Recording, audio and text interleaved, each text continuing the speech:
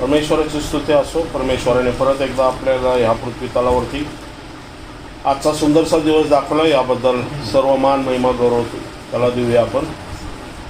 आणि पृथ्वीवरती प्रत्येक माणसाचं एक नियोजित वेळ असते, नियोजित घटिका असते. परमेश्वराने प्रत्येकाला, प्रत्येक व्यक्तीला त्याच्या दयेमुळं आणि त्याच्या कृपेच्या अधीन यासाठी ठेवलं की त्याच्या आयुष्यामध्ये त्याने परमेश्वराची इच्छा, योजना ही काय करावी, पूर्णत्वास न्यावी. Praise Lord. आणि म्हणून आमचं कार्य ह्या पृथ्वी तलावरती अजून चालू आहे. आणि त्यामुळं आमचं हे कार्य करण्यासाठी आम्हाला काही वचनातून गहन गुप्त गोष्टी आम्ही कळत असताना आपल्याला माहिती आहे की थेसलोनिकस पत्रामध्ये आपण 5व्या अध्यायामध्ये आपण पाहिलं होतं की माणूस हा 3 प्रकारच्या गोष्टीने बनलेला आहे, शरीर, जीव, आत्मा. आणि ह्या शरीर, जीव, आत्म्याबद्दल एक्सप्लेन करत असताना आपल्याला आपण अनेक गोष्टी पाहिलेल्या आहेत. आपण 5:17 म्हणून कोणी मनुष्य ख्रिस्तात असेल तर तो नवी उत्पत्ती आहे, जुने होऊन गेले आहे, बघा ते नवीन झाले आहे. ईश्वराने येशू ख्रिस्ताच्या द्वारे, तिथं येशू ख्रिस्ताचा उल्लेख आहे की येशू ख्रिस्ताच्या द्वारे, या येशू ख्रिस्ताच्या मध्यस्थीमुळं आमच्यामध्ये बदल आत्म्यामध्ये घडलेला आहे. आमचा आत्मा हा नवीन झालेला आहे, ना की जीव, अजून ना की शरीर. बरोबर. पुढं प्रोसेसमध्ये आपल्याला जीव जो आहे याच्यामध्ये बदल घडवायचा, नवीन नाही करायचं. जीव तोच राहणार आहे. इव्हन सार्वकालिक जीवनामध्ये आपला जीव तोच राहणार आहे. जीव बदलत नाही एखाद्या व्यक्तीचा, कारण जीव म्हणजे त्या व्यक्तीचा असलेला श्वास आहे. बरोबर आहे. तो व्यक्ती ज्यावेळेस, एखादा व्यक्ती समजा मरण पावतो, समजा डेथ होतं, तर डेथचं कारण काय असतं एखाद्या व्यक्तीच्या शरीरामध्ये जर डेथ असतो तर डेथच्या वेळेस काय करतं की डेथ नावाचा जो आत्मा आहे, मरण नावाचा जो आत्मा आहे, जो मृत्यू नावाचा जो आत्मा आहे, आपण प्रगटीकरणाच्या शिक्क्यामध्ये मृत्यूला पाहिलेलं आहे. मृत्यू हा आत्मा आहे. बरोबर आहे. आणि त्याच्या पाठीमागं वचन काय सांगतं, अधोलोक चालत आहे. म्हणजे अधोलोकावरती कंट्रोल कोण करतंय, मृत्यू कंट्रोल करतोय. बरोबर आहे. सैतानाचा तो दूत आहे. म्हणजे परमेश्वराने अनेक असे दूत ठेवलेले जे सैतानाचे हस्तक आहेत आणि सैतानातर्फे काम करणारे. तसं मोहाचा आत्मा आहे. वचन सांगतं परमेश्वर ज्यावेळेस पाहतो, अहाब राजाच्या वेळेस मिखा पाहतो ते स्वर्गीय स्थानामध्ये, त्यावेळेस मोहाचा आत्मा असतो तिथं. परमेश्वर म्हणतो, मी तो मोहाचा आत्मा काढतो, मी मोह घालला अहाबला की तिने युद्ध करावं म्हणून. बरोबर आहे. तसंच प्रत्येक आजाराच्या आत्मे की ज्यावेळेस तो आत्मा आपल्या शरीरामध्ये, या एखाद्या व्यक्तीच्या शरीरामध्ये शिरतो, त्यावेळेस तो वचन काय सांगतंय, ते शिरतो त्यावेळेस तो त्या जागेचा ताबा घेतो, त्या अवयवाचा ताबा घेतो, त्या तुमच्या त्या ज्याला म्हणतो ना, जे फंक्शन चालू असतं योग्य प्रकारे, त्याला डिफंक्शन करण्याचं काम जे आहे हे सैताने आत्मे करत असतं. म्हणून एक शारीरिक आजार असतात आणि एक आत्मिक आजार असतात. कुबडी स्त्री जी होती, जी येशू ख्रिस्तान ज्यावेळेस सिनेगॉगमध्ये गेला त्यावेळेस अनेक वर्ष आजारी अशी कुबडी स्त्री त्याला दिसली. आणि येशू ख्रिस्ताने पहिला त्याला कळलं की ह्या स्त्रीला कोणी जखडलंय, सैतानाच्या आत्मेने जखडलेलं. Praise Lord. म्हणजे त्या आत्मेने तिला 18 वर्ष, 18 वर्ष तिला तिच्या जे स्पायनल कॉर्ड आहे, ज्याला आपण म्हणतो ना मणक्याला काय केलं होतं, मणक्याला त्यांनी जखडून ठेवलं होतं 18 वर्ष की तिचा मणका सरळच होऊ नये. म्हणजे हे स्पिरिच्युअली गोष्टी आपल्या डोळ्याला दिसत नाहीये, पण ते नाहीये, ते आहेत. तसंच ज्या वेळेस एखादा डेथचा आत्मा एखाद्या व्यक्तीमध्ये शिरतो त्यावेळेस तो काय करतो, आपल्या शरीरामधला जे प्रत्येक अवयव जे फंक्शन करत असतात, हृदय फंक्शन करते, आपलं स्नायू फंक्शन करतात, रक्तभिसरण फंक्शन करते, किडनी फंक्शन करते, तुमचं लिव्हर फंक्शन करते, गुडघे फंक्शन करतात, प्रत्येक शरीरामध्ये मेंदू फंक्शन करतो. तो आत्मा काय करतो, एक अवयवाचा ताबा घेतो, ते बंद पाडतो. म्हणजे जसं ते म्हणतात ना की इलेक्ट्रिसिटीमध्ये जे फ्यूज बंद केले जातात, या खोलीचा त्या खोलीचा त्या खोलीचा. तसं तो मेंदूपासून सगळे अवयव बंद करायला लागतो, ठक ठक ठक ठक ठक, आणि संपूर्ण शरीराचा काय घेतो, तो ताबा घेतो. आणि ज्यावेळेस संपूर्ण हृदय बंद पडतं, तुमचं हृदय बंद पडतं, त्यावेळेस तुमच्या श्वास करण्याची जी प्रक्रिया असते, फंक्शन करणारा आत्मा सुद्धा काय करतो, तो असलेलं हृदय सुद्धा बंद करतो. आणि मग मनुष्य श्वास घ्यायचा ज्यावेळेस बंद करतो, त्यावेळेस ऑटोमॅटिकली त्याचा जीव जो असतो, जीव, मी तेच सांगतो, जीव हा तोच आहे. जीव जो असतो काय होतं, बॉडीमधून निघतो. कारण ज्या शरीरामध्ये संपूर्ण शरीर जे आहे डिफंक्शन झालेले, शरीराचे सर्व अवयव बंद झालेले, त्याच्यामध्ये जीव कार्य करू शकणार नाही. शरीरा जर फंक्शन चालू असेल तर जीव काम करतो, पण डिफंक्शन म्हणजे पूर्ण शरीर हे आपण म्हणतो ना, बॉडी थंड झाली. आपल्या शरीरामध्ये उष्णता आहे, माहिती आहे, एनर्जी. आपण नॉर्मल जरी हात एखादा धरला तर गरम आहे, आपल्या ती ऊर्जा आहे आपल्या शरीरामध्ये. आणि ज्यावेळेस एखाद्या व्यक्तीला ताप येतो त्यावेळेस काय होतं, शरीराचं टेम्परेचर वाढतं. मग आपण काय म्हणतो, पट्टी ठेवा. का? कारण त्या शरीराला ते टेम्परेचर कमी करायला. थंड का झालं, कारण गरमपणा जे शरीराचं फंक्शन होत असताना त्यांनी शरीरामध्ये एक ऊर्जा निर्माण होत असते. तेच 36 डिग्री. रक्तामध्ये ऊर्जा असते, रक्तामध्ये सुद्धा ज्याला म्हणतो ना उष्णता निर्माण असते. शरीरामध्ये उष्णता, आपण खातो, आपण कशाला म्हणतो, एनर्जी निर्माण होती. उपासामध्ये माणसाची एनर्जी जात असते, कळते तो. ज्यावेळेस मृत्यू संपूर्ण अवयवाचा ताबा घेतो ना, त्यावेळेस जीवाला निघावं लागतं. आणि ज्यावेळेस जीव निघतो त्यावेळेस जीव कोणाबरोबर निघतो, आत्म्याबरोबर. कारण आत्मा एक शरीर आहे. पण एखाद्या शरीरामध्ये एक शरीर आहे, त्याच्यामध्ये आत्मा सुद्धा आहे आणि जीव सुद्धा आहे. पण ज्यावेळेस शरीर फंक्शन करणं थांबतं त्यावेळेस जीव निघतो. आणि जीव निघतो म्हणजे जीवाला शरीर हवं असते निघायला. मग ते शरीर म्हणजे काय, आत्मा. पण प्राणी ज्यावेळेस मरतो त्यावेळेस प्राण्याचे ज्यावेळेस डिफंक्शन होतं सगळं बॉडी, त्यावेळेस जीव निघू शकत नाही. का निघू शकत नाही, कारण आत्मा नाही आहे त्याच्यात.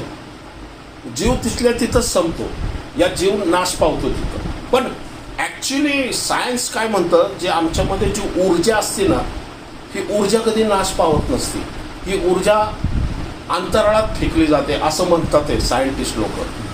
आणि आपलं जे युनिवर्स आहे, बरं जाऊ दे, खूप ते डीप आहे गोष्टी, सांगायचं नाही मी, खूप डीप आहे, डोक्यावरून जाईल ते.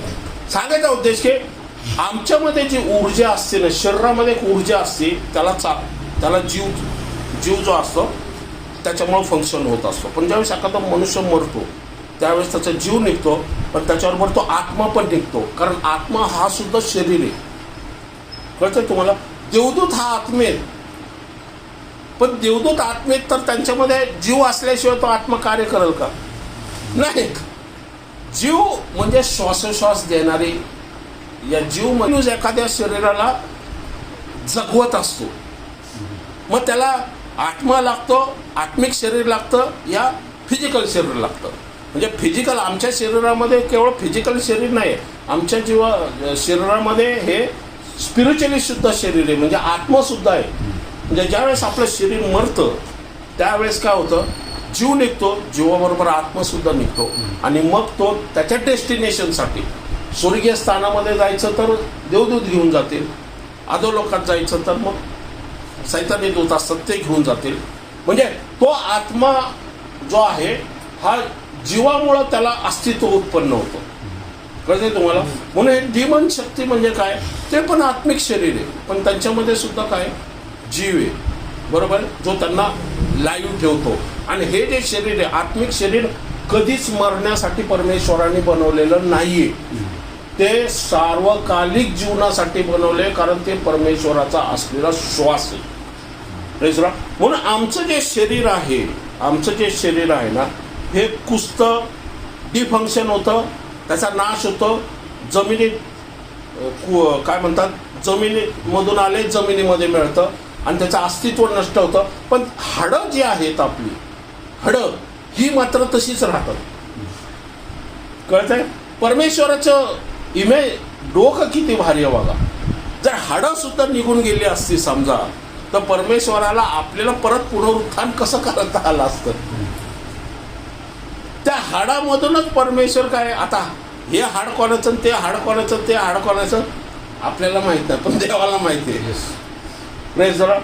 म्हणून प्रगटीकरणामध्ये शेवटी जो न्याय होणार आहे, 7,000 वर्षाचा न्याय, म्हणजे कायनापासून तर पार अजून पुढं होणारा न्याय. काय लोक असतील ते विचार करा तुम्ही. एवढे लोक त्यावेळेस पांढऱ्या सिंहासनाच्या न्यायासनासमोर शरीराने उभे राहणार आहे. त्यांचं जे मेलेलं शरीर आहे, पण अनेक लोक तर त्यांचं तर जाळण्यात येतं, पण जाळण्यात आलं तरी त्यांचं परमेश्वराने काय योजना असेल मला माहीत नाही, तरी तो त्यांना सुद्धा उभं करणार आहे. का? कारण त्यांचा आत्मा आहे. आत्मा अधोलोकात असेल, पण तो आत्मा तर अस्तित्वात आहे ना, आत्मा तर नष्ट होत नाही. त्यामुळे परमेश्वराला तर नवीन हाडं द्यावी लागतील, नवीन शरीर तर द्यावंच लागणार आहे. म्हणजे सांगायचं की एवढं डीप शरीराचं रहस्य परमेश्वराने बनवलेलं आहे. त्या शरीरामध्ये जे शरीर आहे, हे शरीरामध्ये जीव आहे, आत्मा आहे. आणि म्हणतो तुम्ही नवी उत्पत्ती. नवी उत्पत्ती म्हणजे काय? तुमचा आत्मा नवीन झालेला आहे.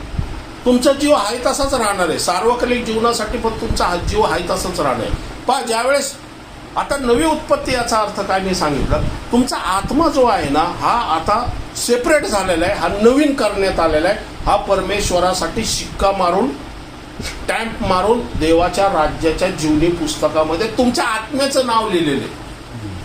त्यावेळेस आपण ख्रिस्ताला तारणारा म्हणून स्वीकार करतो, त्यावेळेसच तुमचा आत्माच्या नाव, तुमच्या आत्म्याचं नाव हे जीवनी पुस्तकात लिहिलं जातं. म्हणजे तो आत्मा जो आहे तुमचा, हा परमेश्वराच्या राज्यासाठी सेपरेट करण्यात आलेला आहे. की ज्यावेळेस हे शरीर मरल, या ज्यावेळेस मृत्यू या शरीरावरती वर्चस्व घेईल, त्यावेळेस हा जो आत्मा बाहेर निघल, त्याला सैतानी दूत स्पर्श करू शकणार नाही. तर त्याच्यासाठी देवदूत येतील आणि देवदूत त्याला घेऊन जातील. म्हणून तुमच्या माझ्या पाठीमागे एक देवदूत ह्यासाठी ठेवलाय की शेवटी देवदूताचं शेवटचं काम काय आहे की प्रत्येक व्यक्ती जो विश्वासणार आहे त्याच्या आत्म्याला स्वर्गीय राज्यापर्यंत घेऊन जाणं. Praise the Lord. हे त्याचं काम आहे. Praise the lord. बरोबर आहे ना? कारण तिथं वचन सांगतंय, लाजार मेला कोणी सांगितले? ते देवदूतांनी त्याला अब्रामाच्या उराशी घेऊन गेले. Praise the Lord. म्हणून जे कोणी डेथच्या जवळ येतात ना, त्यांना देवदूत दिसतात. का? कारण ते त्याच्याबरोबर आयुष्यभर चालत असतात.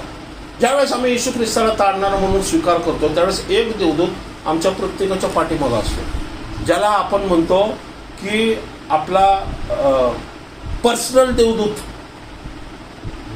एकदा केनिथ हेगन प्रार्थना करत होते, आणि प्रार्थना करत असताना केनिथ हेगन रूममध्ये असेच प्रार्थना करत होते, आणि प्रार्थना करत असताना येशू ख्रिस्त एकदम आला, दिसला त्यांना. येशू ख्रिस्त त्यांची अनेक वेळेस भेट झाली होती, आणि येशू ख्रिस्त आला.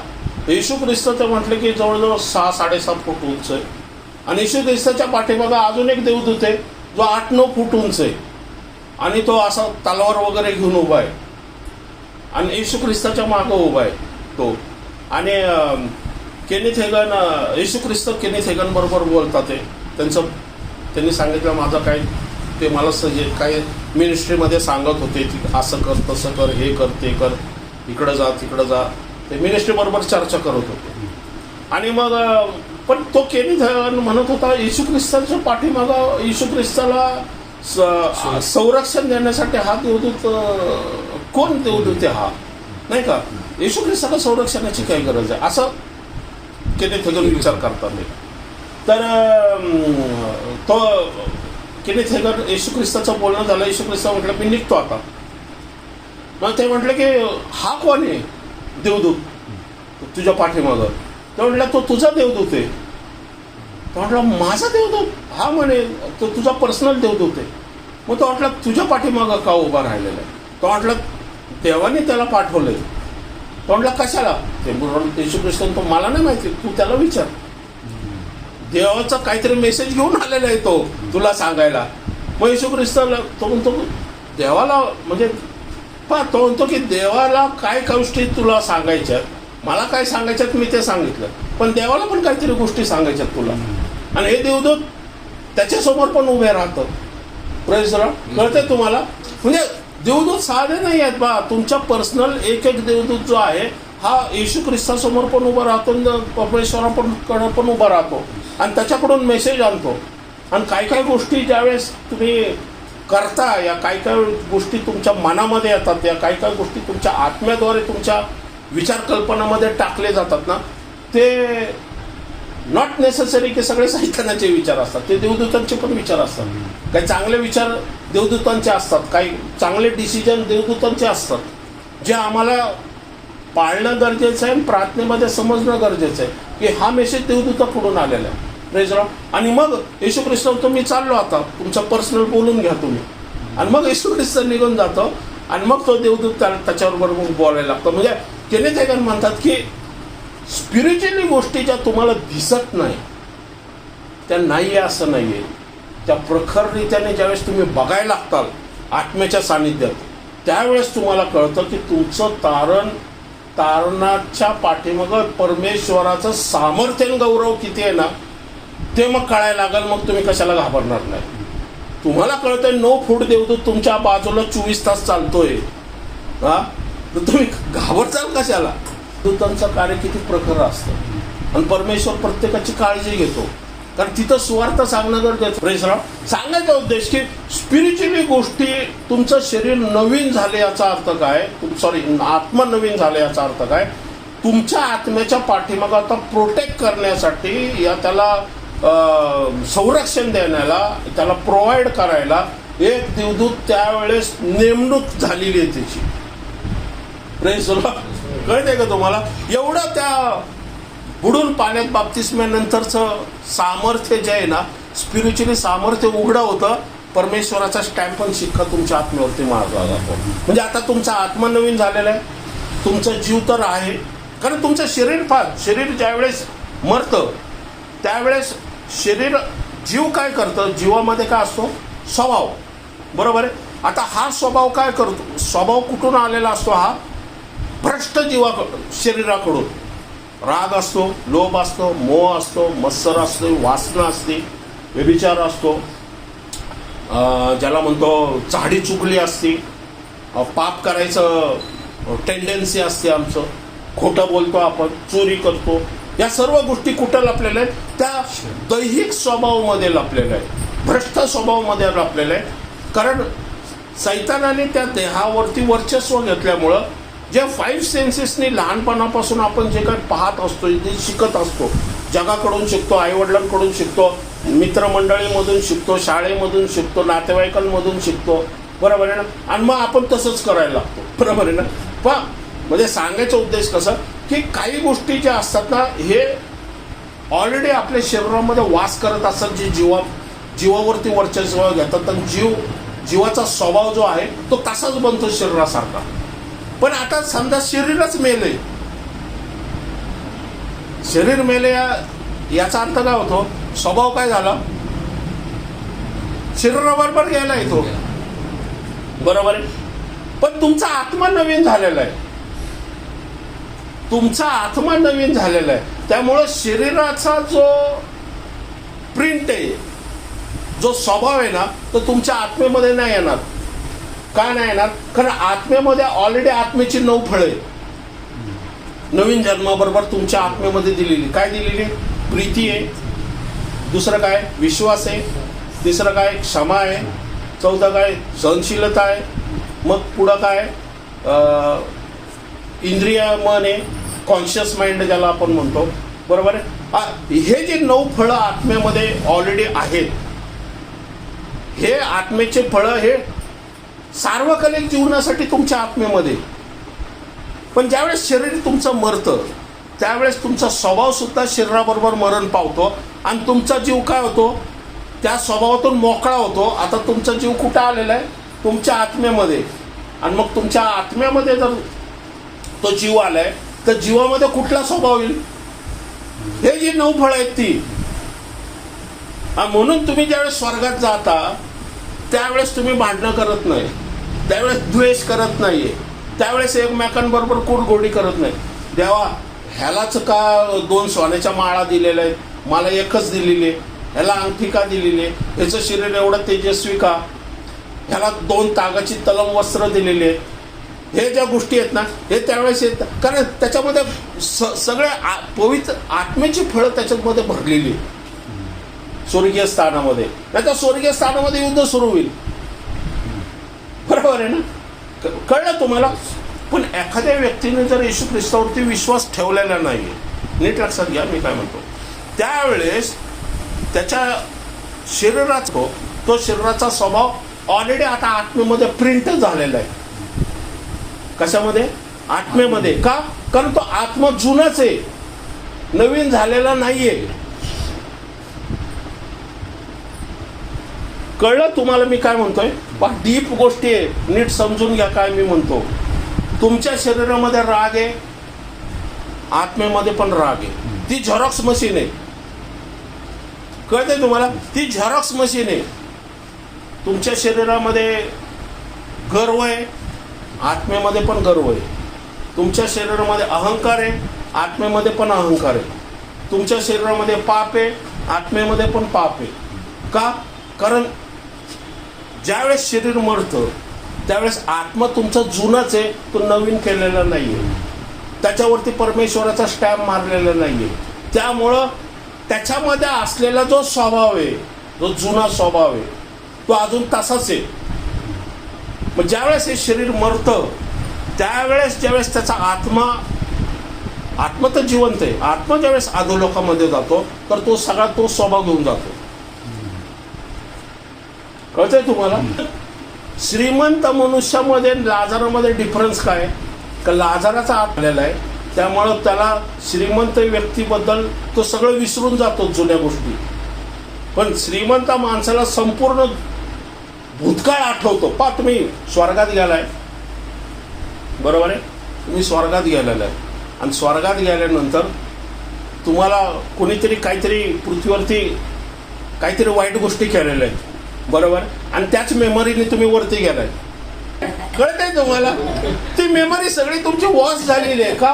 कारण आत्मा तुमचा नवीन झालेला आहे. त्या जुन्या गोष्टी आठवणार. बरं, दुसरी गोष्ट अशी की तुम्ही समजा वरती गेलाय, बरोबर आहे, आणि तुम्हाला आठवण आहे तुमच्या हजबंडची या तुमच्या वाईफची या तुमच्या मुलांची या तुमच्या नातेवाईकांची. येशूला तुम्ही दररोज भांडणावून सोडता. येशू कुठे आहेत ते? कधी आणतोय वरती? नाहीतर त्यांना काहीतरी आशीर्वाद दे खाली. बरोबर आहे ना? का? कारण ती मेमरी रेज केलेली असते त्याने. कारण जर जुनं तुम्हाला आठवायला लागलं तर त्या तुम्हाला जो त्रास देणारा माणूस जो वरती आला तर सोडताल का तुम्ही त्याला? परत तो खाली होता, इथं पण आला का आता जाऊ ताप द्यायला? कळत आहे? ते मेमरी वॉश झालेली असते. पास्टर दिनाकरन ज्यावेळेस वरती गेले त्यावेळेस त्यांनी स्वतःची पोरगी बघितली असे सगळं, जी डेथ झाली होती. पण त्या मुलीने त्यांना ओळखलं नाही. पण त्यांनी ओळखलं, कारण ते अजून शरीराने खालीच होते, पृथ्वीवरची जिवंत होते. त्या आत्मेने फक्त वरती गेले होते. स्वर्ग परमेश्वर दाखवत होता त्यांना. मग येशू ख्रिस्त त्यांना म्हटला की तुझी इच्छा असेल तर मी तुझ्या मुलीची मेमरी परत तिला आठवायला भाग पाडतो तुमच्याबद्दल. तर दिनाकरन पास्टर म्हटले नको, कारण परत तिला दुःख होईल त्या गोष्टीमध्ये की अरे नाही का माझ्या पप्पाला सोडून मी कसे काय वरती आले. म्हणतात नको, ती आहे सुखीच राहू दे तिला. म्हणजे तिची मेमरी आता रेस झालेली, तिला आता काहीच आठवत नाही. तिला फक्त परमेश्वराचं सानिध्य माहिती, आनंद माहिती, शांती माहिती, धीर माहिती, तिथं प्रीती माहिती, तिथं क्षमा, सर्व गोष्टीने परिपूर्ण आहे ती. मग अशा वातावरणामध्ये पास्टर दिनाकर म्हणतात कशाला उगाचच माझी आठवण तिला कशाला यायला पाहिजे. कळतं तुम्हाला? म्हणजे स्वर्गीय स्थानामध्ये तुमची मेमरी यासाठी इरेज केली जाते की जे दुःख आहे, या जे आसू आहे, या तुमच्या जगामध्ये तुम्ही जे काही क्लेश भोगलेत ना ते आता संपलेले, ते परत परमेश्वर तुम्हाला आठवण करून देणार नाही. ही नवीन उत्पत्ती. जुनी उत्पत्ती म्हणजे अधोलोकात जाऊन सुद्धा तो त्याला आठवतं सगळं, मी काय काय कर्म केली, मी काय काय कार्य केले. का? कारण त्याचा आत्मा जो आहे हा नवीन झालेला नाही. आमचा आत्मा नवीन ज्या वेळेस होतो त्या आत्म्यामध्ये असलेलं जे झेरॉक्स कॉपी असते, बरोबर आहे, शरीराची जी झेरॉक्स कॉपी असते ना ती संपूर्ण पुसली जाते, ती वॉश होती आणि त्याच्यावरती पवित्र आत्म्याचा शिक्का मारला जातो. आणि ज्यावेळेस आमचा शरीर ज्यावेळेस जीव सोडतं म्हणजे शरीर मरण पावतं त्यावेळेस नवीन अशा पार्सलिटीने तुम्ही स्वर्गीय स्थानाकडे निघून जातात. तुमची मेमरी जी आहे ती शरीराबरोबर निघून जाते, नाश होतं, पुसतं, सर्व गोष्टी ते पृथ्वीवरतीच राहतं आणि तुमच्या आत्म्याने काय जातात, स्वर्गामध्ये निघून जातात. म्हणजे आमचा आत्मा आता चेंज होणार नाही. आमचा जीव जो आहे हा जीव हा नवीन आत्म्यामध्ये शिरल्यामुळं आत्म्याची सर्व फळं जीवामध्ये येतील आणि जीवसुद्धा ख्रिस्ताच्या स्वभावासारखा जीवसुद्धा आमचा होईल आणि मग आम्ही स्वर्गीय स्थानाकडे जाऊ. Praise Lord. ह्याला म्हणतात नवीन उत्पत्ती. Praise Lord. कळलं? ह्याच्या पाठीमागं किती मोठं परमेश्वराची इच्छा योजना आहे, किती मोठं सामर्थ्य आहे. Praise Lord. बरोबर आहे. आणि मग अशा ठिकाणी आपल्याला जर परमेश्वराने काय केलेले, जुनं ते होऊन गेलेले, म्हणजे जुनं म्हणजे जो आम्ही अधोलोकामध्ये जाणार होतो, जो आम्ही अधोलोका म्हणजे जसं आम्ही परमेश्वरा विरहित आम्ही सैतानाच्या बंधनामध्ये जाणार, त्या अग्नीमध्ये जाणार होतो, त्याच्यापासून आमची काय झालेली, सुटका झाली, मुक्तता झालेली. Praise the Lord. म्हणून आपण नवीन उत्पत्ती की हे हा जो व्यक्ती आहे या जीवना पुस्तकामध्ये ज्याचं नाव लिहिलेलं आहे तो अधोलोकाचा वारीस नाहीये, तर तो स्वर्गाचा वारीस. Praise the lord. बरोबर. त्यामुळे आमच्या शरीराला जे काय होतंय ते महत्वाचं नाहीये, पण आमच्या आत्म्यामध्ये जे काय आहे ते महत्वाचं आहे. Praise the lord. बरोबर आहे. ओके, पुढे जाऊया आपण. नवी उत्पत्ती आहे. कुठलं वचन होतं ते? 17. ओके. 16 वचन वाचा. तर मग आतापासून आम्ही कोणाला दृष्ट्या ओळखीत नाही. आता नीट लक्षात घ्यायचं, तुम्ही नवी उत्पत्ती आहात, बरोबर आहे ना? करेक्ट आहे. आता विश्वासणारे आता नीट लक्षात घ्या, हे खूप डीप वचन आहे. ओके. पाऊल काय म्हणतो, तुम्ही नवी उत्पत्ती आहात, बरोबर आहे. म्हणजे मी जर ब्रदरकडं बघतो या आंटीकडं बघतो, बरोबर आहे, तर मी तुमच्या देहाकडं बघत नाही, तर तुमच्या आत्म्याकडं बघतो किती नवी उत्पत्ती म्हणून. Praise the lord. बरोबर आहे. देहाचा स्वभाव सेम असेल, जीवामध्ये सेम स्वभाव असेल, पण मला हे समजणं गरजेचं आहे की ती व्यक्ती काय झालेली आहे, नवी उत्पत्ती झालेली. मग तिला बोलण्याच्या आधी मला हे कळणं गरजेचं आहे की त्या व्यक्तीचं नाव जीवनी पुस्तकामध्ये आहे. त्यामुळं त्या व्यक्तीविरुद्ध मी काम करता कामा नये. कळतंय तुम्हाला? कारण ती व्यक्ती ही देवाचं लेकरू आहे आणि मी पण जर देवाचं लेकरू आहे तर आमच्यामध्ये प्रीती असणं गरजेचं आहे, क्षमा असणं गरजेचं आहे आणि भाईचारा असणं गरजेचं आहे, बंधुप्रेम असणं गरजेचं आहे. का? कारण बाहेरचा स्वभाव जो आहे त्याचा तो नाश पावणार आहे, पण त्याचा आत्मा मात्र स्वर्गीय स्थानामध्ये जाणार आहे आणि आम्ही ज्यावेळेस जाऊ तो आम्हाला भेटणार आहे पुढं. म्हणून तो देहदृष्ट आता ओळखत नाहीये. जरी देहामध्ये आम्ही एकमेकांचे शत्रू असू, समजा स्वभाव अजून बदलला नसेल तरी आत्मेने आपण देवाचाच लेकरू आहे. Praise the Lord. परमेश्वर एखाद्याने येशू ख्रिस्तावरती विश्वास ठेवला तो देवाचं लेकरू आहे, मी सुद्धा देवाचं लेकरू आहे. पण देवाच्या लेकरांमध्ये या बंधूमध्ये वाद, या फूट, या तिरस्कार असता कामा नये. का? कारण तुम्ही अशा देवाचे पुत्र आहात जो ज्या देवाकडं तुम्ही पण जाणार आहे आणि मी पण जाणार आहे. Praise the Lord. आणि जाणार नाही तर तिथं जाऊन भेटणार सुद्धा आहे. Praise the lord. बरोबर. म्हणून सार्वकालिक जीवनामध्ये जे काय आहे त्यानुसार आम्ही एकमेकांना पाहिलं पाहिजे, त्यानुसार एकमेकांना सहकार्य करायला पाहिजे, त्यानुसार एकमेकांची दुःख ओझे व्हायला पाहिजे, त्यानुसार एकमेकांना मदत करायला पाहिजे, त्यानुसार एकमेकांवरती प्रीती दाखवायला पाहिजे, त्यानुसार आपण एकमेकांना देवाच्या कार्यामध्ये मदत करणं गरजेचं आहे. तुम्ही देवाचं कार्य करता, करा. मी देवाचं कार्य करतो, मी माझं कार्य करेल. तुम्हाला जर माझी गरज असेल तर मी मदत करायला पाहिजे, मला तुमची गरज असेल तर तुम्ही पण मला मदत करायला पाहिजे. का? कारण आपण एकाच देवाची मुलं आहोत, ज्या देवाची इच्छा आहे की जगामध्ये सुवार्ता गाजवली जावी. पीटर पास्टर पण देवाचा मुलगा आहे, मी पण देवाचा मुलगा आहे, पण मला पीटर पास्टरच्या पाठीमागे उभं राहणं गरजेचं. पीटर पास्टरांना प्रचंड प्रमाणात वापरते, अंकुर नरोला प्रचंड प्रमाणात वापरते. मग माझ्या फायनान्सनी या माझ्या दशांशने जर त्याच्या मिनिस्ट्रीमध्ये देवाच्या कार्य होण्यास जर मदत होत असेल तर मी का करू नये? कारण मी ध्येयदृष्ट्या अंकुर नरोला ओळखत नाही असं वचन सांगते. बरोबर आहे. हा विचार आपण कधी करतो का? एखादा पास्टर उभा करतो, एखादा सेवक उभा राहतो, आपण देहदृष्ट्या ओळखत नाही त्याला. तो देवाच्या कार्यासाठी देवाने निवडले की त्यांनी देवाचं कार्याची सुवार्ता या जगामध्ये गाजवावी. म्हणून पास्टर ज्यावेळेस पीटर पास्टरला तर माझं काय काम आहे, माझ्याच्याने होईल तेवढी मी मदत त्यांना करायला पाहिजे. मग मला फायनान्शियली मी आशीर्वादित करेल, फायनान्शियली करा. पण तुमच्याकडे फायनान्स तेवढ्या प्रमाणात नाही आहे, तुम्ही काय करू शकता? प्रार्थना करू शकता. तुम्ही जाऊन तिथं खुर्च्या उचलू शकता, खुर्च्याची अरेंजमेंट करू शकता, दानार पाराला मदत करू शकता, सेल लीडर बनवू शकता. तुम्ही अनेक प्रकारे तुम्ही त्यांना सेवेमध्ये मदत करू शकता, त्यांना प्रोत्साहन देऊ शकता. व्हॉट्सअपवर त्यांना नुसतं मदत म्हणजे प्रोत्साहनपर 4 शब्द लिहिले तरी त्यांना आनंद होतो. बरं, त्यांचे संदेश अजून 4 जणांना पाठवा. ही सुद्धा सेवा आहे, ही सुद्धा कार्य आहे. Praise the lord. बरोबर आहे. कळत आहे तुम्हाला? कारण आपलं काम काय आहे?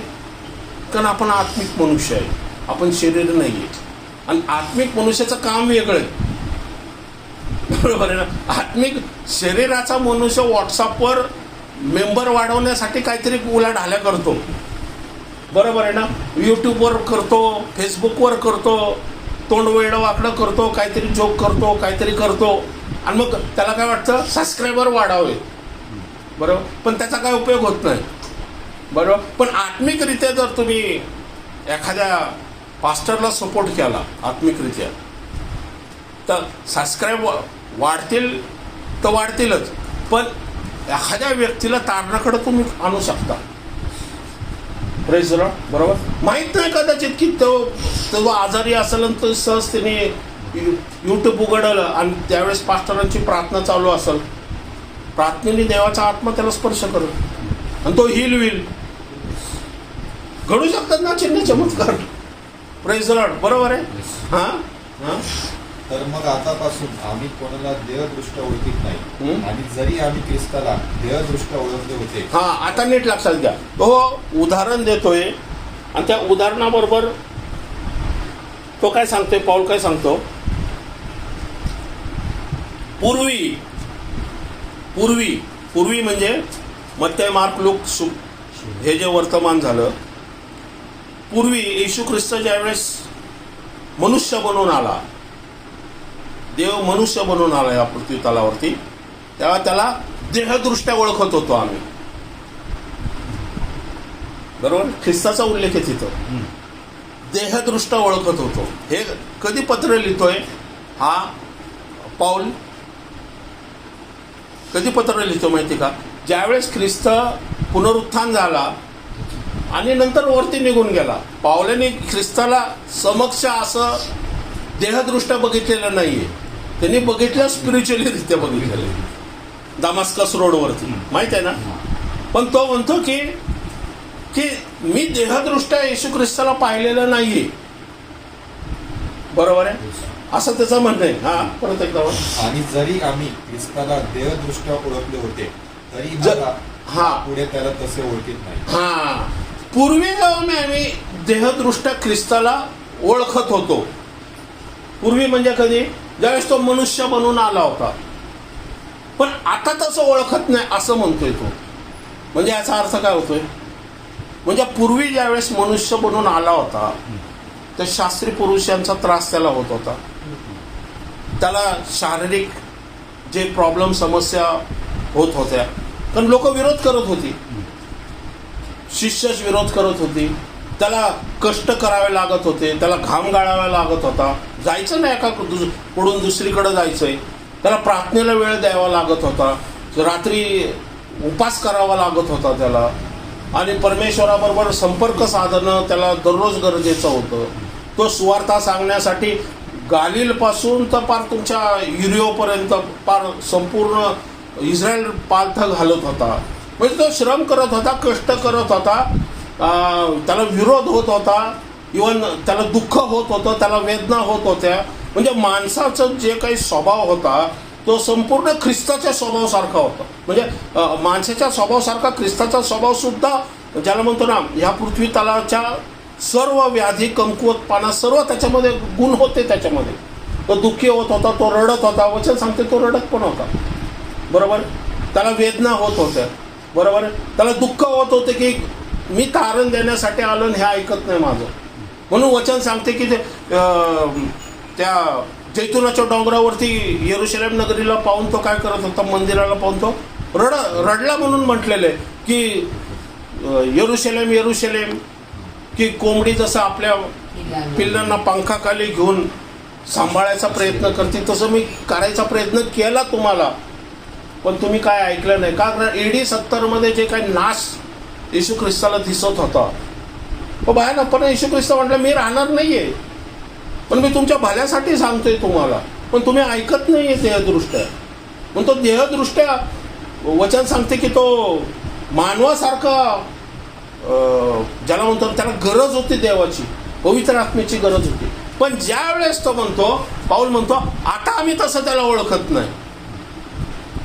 आता ओळखत नाही याचा अर्थ आता तो काय झालेला आहे. आता जर येशू ख्रिस्त येऊन उभा राहिला पाऊलासमोर, त्यावेळेस त्याचे केस जे आहेत ना, हे ज्याला म्हणतो ना ढगासारखे पांढरे शुभ्र आहे, त्याचे डोळे अग्नी आहेत, त्याच्या जीवामध्ये तलवार आहे, त्याचा मुख सूर्यप्रकाशासारखा आहे, त्याच्या छातीवरती जे आहे ना हे ज्याला म्हणतो सोन्याचं ज्याला म्हणतो ना उरस्त्राण आहे त्याच्यामध्ये, पाय सोन पितळासारखे, दोन्ही पाय सोन पितळासारखे, त्याचा आवाज अनेक ज्याला म्हणतो ना जलप्रलयासारखे त्याचा आवाज काय आहे, एवढा मोठा आणि भयानक असा आहे. आणि ज्या योहानाने त्याला बघितलं होतं, जो योहान त्याच्या उराशी टेकत होता, तो योहान त्याला बघूनच मरणप्राय झालाय म्हणून म्हटलेलं आहे. का हे देह हे गौरवयुक्त शरीर कळत आहे. हा जो नवीन आत्मा, जो आत्म्याचा नवीन जन्म होतो, असं गौरवयुक्त शरीर जसं येशू ख्रिस्ताला मिळालं तसं तुम्हाला मला सुद्धा मिळणार आहे.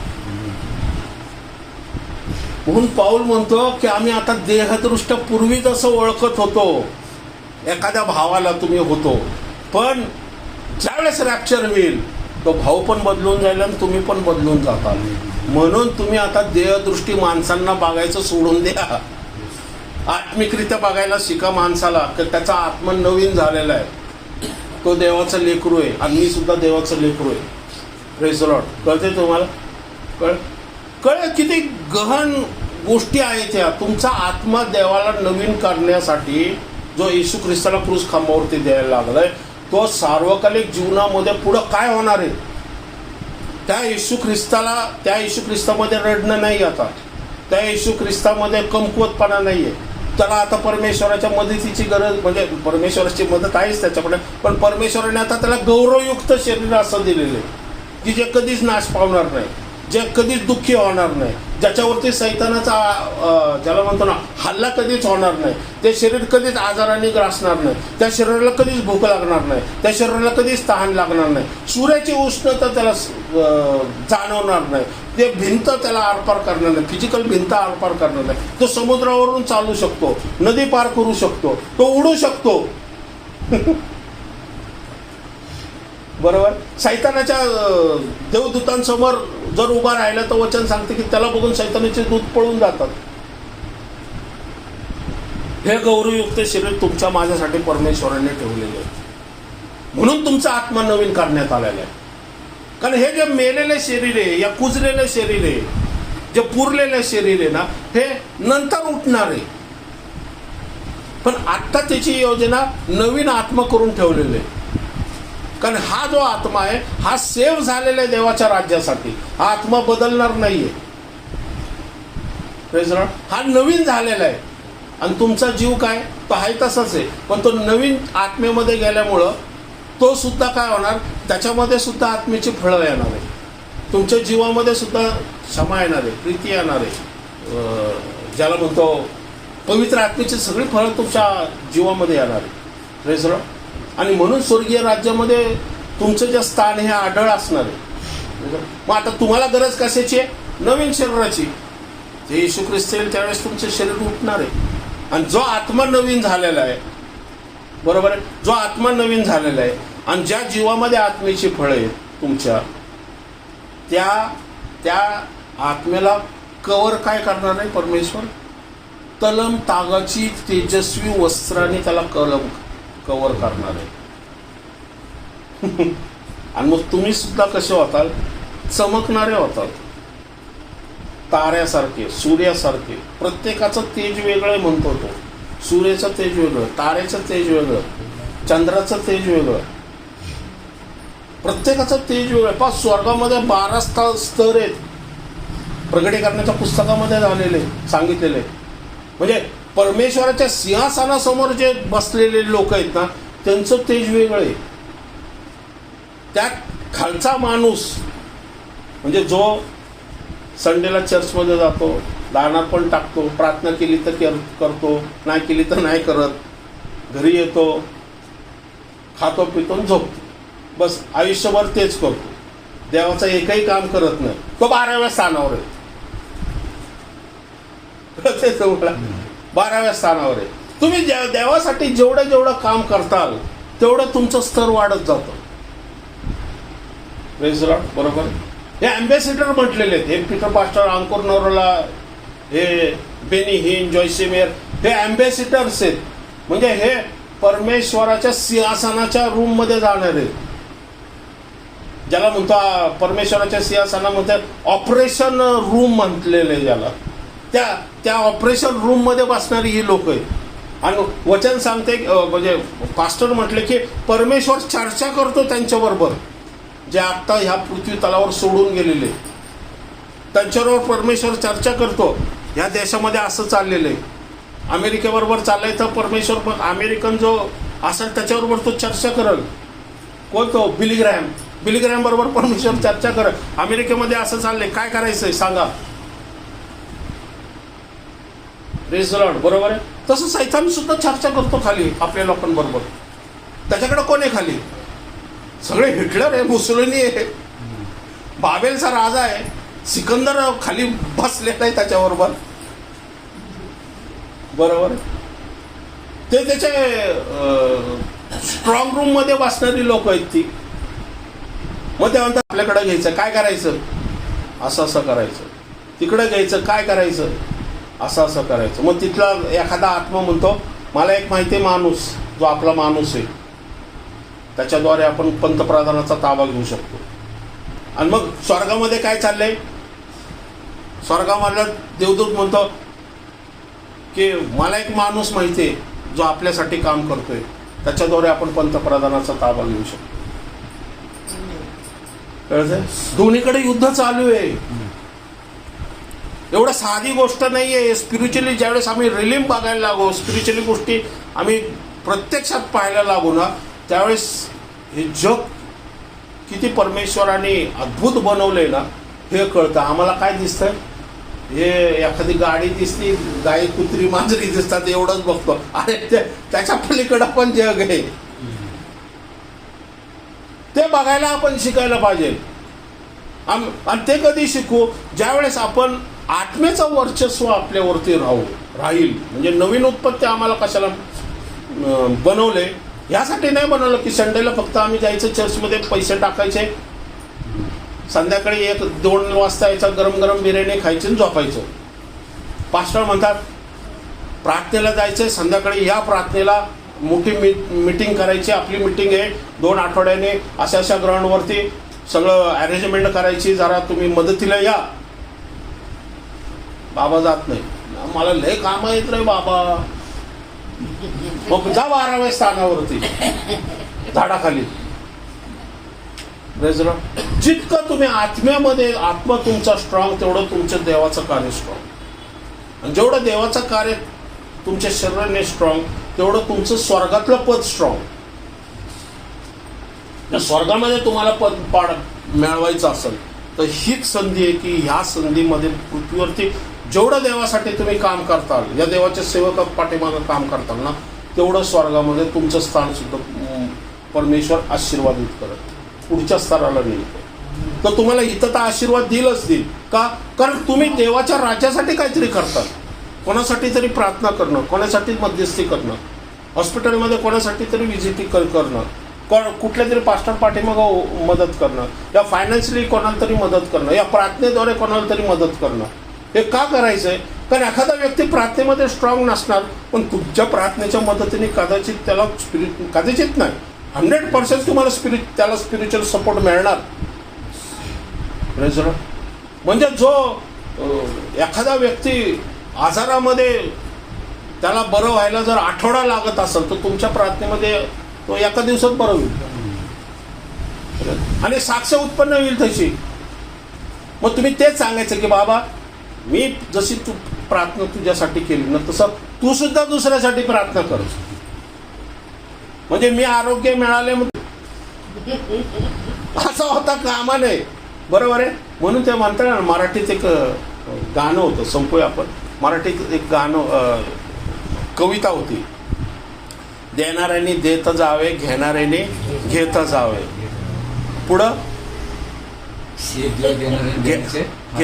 नाही, देणाऱ्याने देत जावे आणि घेणाऱ्याने घेत जावे. म्हणजे एक देणार आहे आणि एक घेणार आहे. पण घेता घेता एक दिवस देणाऱ्याच्या हातात घ्यावे. म्हणजे जसं तो देतोय तसं तुम्ही नुसते घेताय, पण एक दिवस तुम्ही सुद्धा कोणाला तरी द्यायला शिका. देणाऱ्याच्या हात घ्यावे. कळलं तुम्हाला? कविता होती. म्हणजे फक्त घेणारे होऊ नका, तर दुसऱ्यांना मदत करणारे पण व्हा, कारण तुम्हाला कोणीतरी मदत केली आहे म्हणून. म्हणून परमेश्वर ज्यावेळेस आमच्यामध्ये साक्ष उत्पन्न करतो, बरोबर आहे, तर आम्ही सुद्धा दुसऱ्याच्या साठी, साक्षसाठी आपण सुद्धा काही असायला पाहिजे, मदत करणं गरजेचं आहे. काही करीत आहे होईना, कसं का होईना. आणि मग परमेश्वर काय करेल? आपल्याला आशीर्वादित करेल आणि त्याच्या राज्यासाठी आपल्याला वापरण. जरी जगामध्ये आम्हाला स्थान मिळत नाहीये, पण देवासाठी जर काम केलं, एवढी निश्चित आहे तुमचं मात्र स्वर्गामध्ये 12वं स्थान नसणार आहे. मग तुम्ही अजून जवळ जाता. येशू ख्रिस्त तर परमेश्वराच्या सिंहासनाच्या उजवीकडे होता. ते गौरव सोडून तो पृथ्वीवरती गोठ्यामध्ये आलेला आहे. का? की तुमच्या माझ्यासाठी. जो क्रूस पे कुर्बान आहे, ते गाणं मी ऐकत होतो. हो मेरा मजीद. तो काय म्हणतो की तुमच्या पापासाठी त्याला यावं लागलं, असं त्या गाण्यामध्ये उल्लेख आहे. तुमच्या पापासाठी त्याला यावं लागलं, नाही तर त्याला काही यायची गरज नव्हती. Praise Lord. दुनिया में आया वो मेरे गुनाहों के लिए, असं वर ते गाणं आहे. Praise Lord. तर किती डीप आहे बघा, की आमच्यासाठी त्याला यावं लागलं. मग आम्ही मात्र त्याच्यासाठी काही काम करत नाही. ही किती अधोगती. Praise Lord. करायला पाहिजे आपण.